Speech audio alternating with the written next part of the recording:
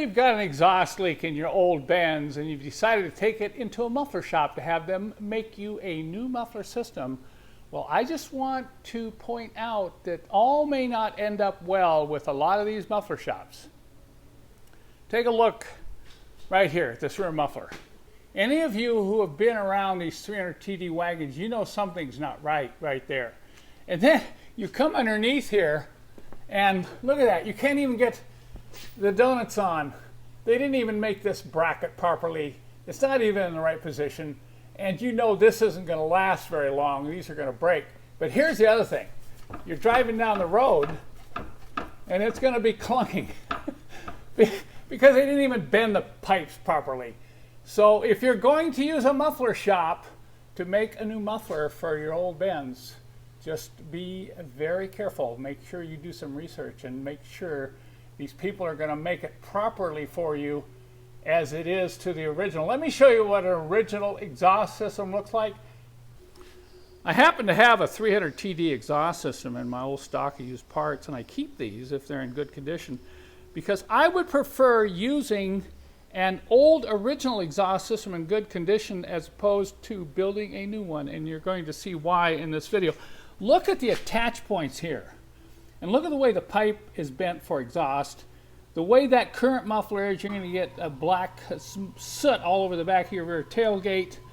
This is going to hang properly because the brackets are right for the donut locations. And if you move forward here, you can see the reinforcement of some of the mufflers to the pipes, and these tend to not happen when you have a new system made. And you can see the width of the bracket here that's going to hold and align those rubber exhaust donuts much more correctly. I just thought I'd share this with you. Just be aware, be careful. If you can, find an original exhaust system, particularly for these old diesels because they tend to last longer. We pulled the new system out and I laid it next to the original and I'll show you the differences. You can see they had to add a little bit longer rear muffler. You can see a little bit difference in the bend there up to the center muffler. A little bit smaller, location is off a little bit, but I think the problem is right there in that bend area. That's why it's hitting that trailing arm. And then coming up to the front, that's pretty much the same. So you could say, well, that's kind of okay, Kent. Well, not so because of the frustrations of the way it hangs and the noise it's going to make when you go down the road. I want to show you another problem we discovered that was caused by misalignment of the two exhaust sections.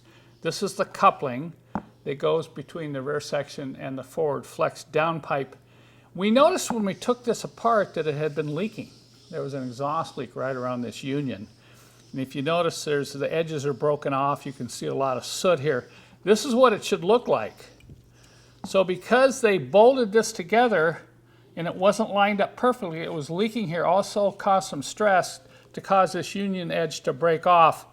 So that's another very important thing why when you install an exhaust system, you want to make sure the alignment is perfect when you tighten everything down.